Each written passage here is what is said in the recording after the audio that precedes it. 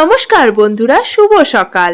আমি ময়ূরীস blog YouTube চ্যানেলের আবার একটি নতুন ভিডিওতে আপনাদের সকলকে জানাই স্বাগত। আজকের ব্লগে আপনাদের সকলের জন্য একটি চমক রয়েছে। সেই চমকটি দেখার জন্য লাস্ট অবধি ব্লগটি দেখে যেতে হবে। শুরু করছি রান্নাঘর থেকে। এখন একটু গরম জল করে নিলাম। সকাল সকাল গরম জল খাওয়াটা হেলথের পক্ষে খুব ভালো। আর এখনই 1 কাপ উষ্ণ গরম জল নিয়ে চললাম ছাদে। এখন ওই 7টা মতো বাজে, কিন্তু বাইরের রোদটা দেখে মনে হচ্ছে অনেক বেলা হয়ে গেছে। আর ছাদ থেকে দেখি নিচের গেটে একটি গরু দাঁড়িয়ে আছে। মা রোজ এই গরুটিকে খেতে দেয়, তাই দেখি এই রোজ টাইম মতো গেটের সামনে চলে আসে।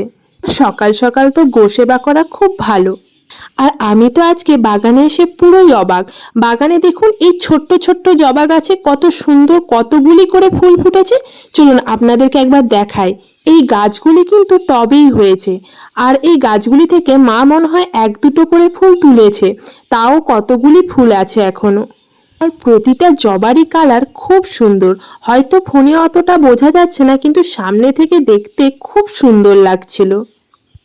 আর এই বাগানের সামনে পাখির খাঁচাটি রয়েছে, আর পাখিগুলোর ডাক শুনলে না সকালটা যেন আরো সুন্দর হয়ে যায়।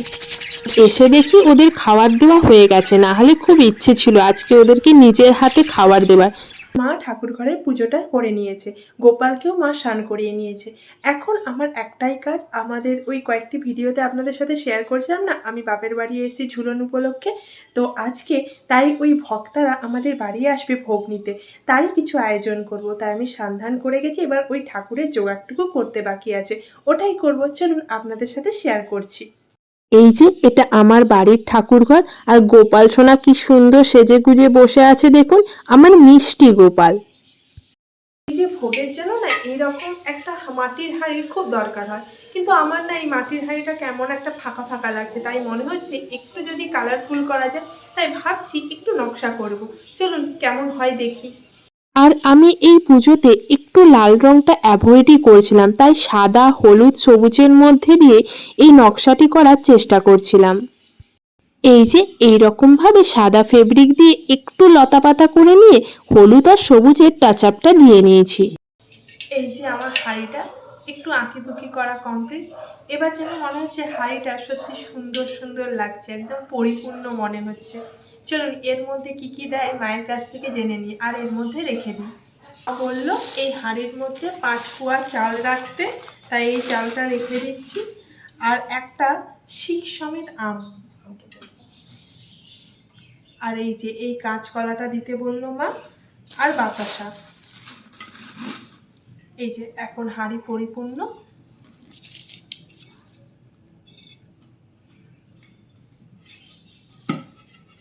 এবার যেখানে রাখা সেইখানে রেখে দিই। আর ভক্তরা যখন ভোগ নিতে আসে তখন তুলসী মঞ্চেই ঘট বসিয়ে পুজো করে, তাই তুলসী মঞ্চের এখানে সবকিছু গুছিয়ে রেখে দিয়েছি।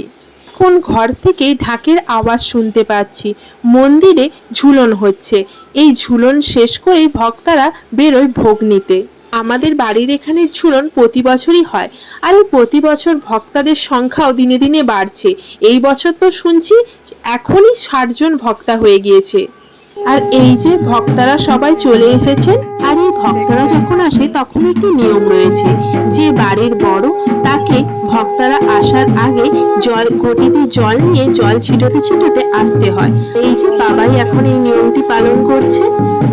এই যে এখন পুজোর যা নিয়ম আছে এখানে সব আপনাদেরকে ভিডিওর মাধ্যমে শেয়ার করছি।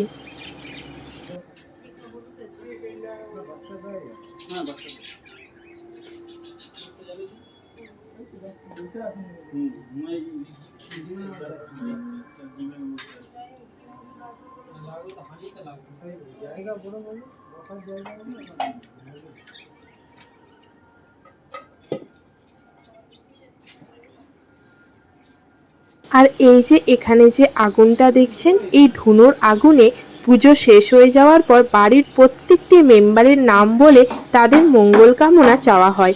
এইটির একটি বিশেষ মাহাত্ম্য রয়েছে।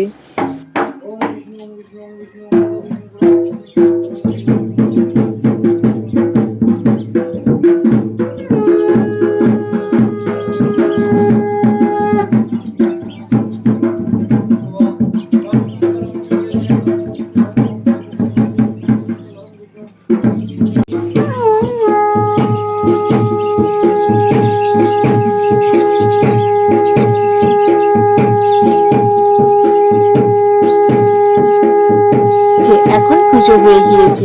এখন ভক্তরা সবার নাম বলে বলে এই আগুনের মধ্যে একটু একটু করে ধুনো দিবে আর মঙ্গল কামনা করবে। আজকের ভিডিওটি এইখানেই শেষ করছি। যদি ভিডিওটি ভালো লাগে অবশ্যই লাইক, শেয়ার আর চ্যানেলটিকে সাবস্ক্রাইব করে দেবেন। ধন্যবাদ।